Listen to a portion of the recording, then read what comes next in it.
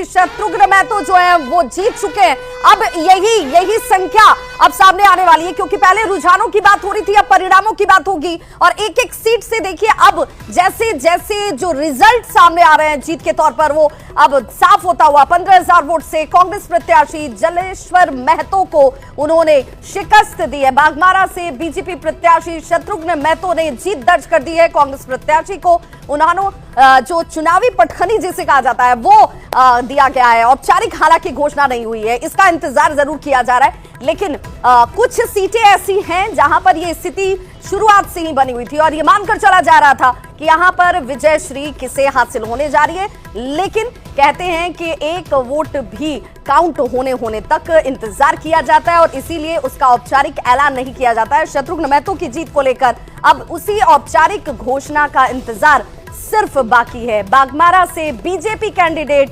जलेश्वर महतो को हराया है बीजेपी कैंडिडेट ने, शत्रुघ्न महतो ने। और सीधे रुक कर लेते हैं सहयोगी शिप्रा का। बिल्कुल विभा, और लगातार हम बड़ी खबर दर्शकों तक पहुंचा रहे हैं, साथ ही साथ आंकड़े भी दिखा रहे हैं। एक बार फिर से रुक करेंगे अपनी सहयोगी रुचिका का। रुचिका, लाइव रिजल्ट आपसे हमारे साथ जुड़ी हुई है, वही लाइव रिजल्ट है जहां से हम आपको सबसे पहले सटीक आंकड़े दिखाते हैं। रुचिका, क्या अपडेट इस वक्त? बिल्कुल शिप्रा, तो इस लाइव रिजल्ट हब से हम सटीक आंकड़े अपने दर्शकों तक पहुंचाते हैं और अभी भी मैं अपने दर्शकों को अभी सटीक आंकड़े क्या है, फिलहाल कितने चरण में चुनाव हो चुके हैं और किन प्रत्याशियों की जीतने की उम्मीद है, इसको लेकर के हम अपडेट आपको देंगे। ब्रजेश जी, फिलहाल क्या कुछ अपडेट है? देखिए, जो आप बार बार पूछ रही थी कि आखिर कब रुझान जो है नतीजों में कन्वर्ट होंगे, तो हम बता दें कि हमारे लाइव रिजल्ट हब के जरिए हमने 5 सीटों पर जो है जीत के आंकड़े जो हैं वो हमने बता दिए हैं। जैसे कि झारखंड में 5 सीटें जो हैं वह बाघमारा जो धनबाद की सीट है, वहाँ बीजेपी ने जीत हासिल की है। वहाँ जो सांसद हैं डुल्लू महतो, उनके भाई शत्रुघ्न महतो ने यहाँ जीत हासिल की है। इसी तरीके से तोरपा सीट है खूंटी की, वहाँ जेएमएम प्रत्याशी की जीत हुई है। बेरमो से कांग्रेस के प्रत्याशी की जीत हुई है। उसी तरीके से चंदनकियारी में अगेन ये झारखंड मुक्ति मोर्चा को ये सीट गई है। गोमिया में भी जो है सो झारखंड मुक्ति मोर्चा को जीत मिली है। तो कुल 5 सीटों के रिजल्ट अभी तक आ चुके हैं हमारे खास लाइव रिजल्ट हब के जरिए।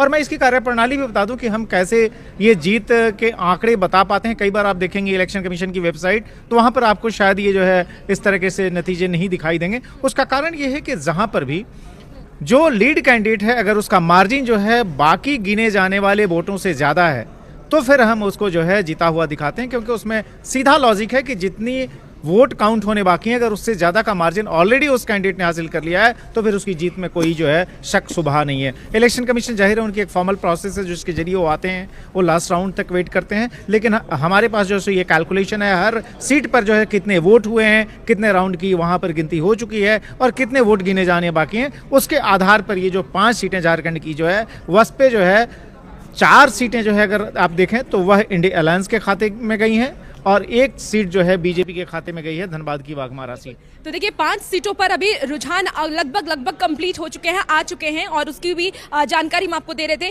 ब्रजेश जी, एक सवाल ये कि आपने कहा था कि आजसू की वजह से कहीं ना कहीं इंडी गठबंधन, माफ कीजिएगा, एनडीए को नुकसान हुआ है। आपको क्या लगता है, एलजेपी क्योंकि हमेशा से ही फुल स्ट्राइक रेट में रही है, चाहे वो में गई है, धनबाद की बाघमारा सीट। तो देखिए, 5 सीटों पर अभी रुझान लगभग कंप्लीट हो चुके हैं, आ चुके हैं और उसकी भी जानकारी हम आपको दे रहे थे।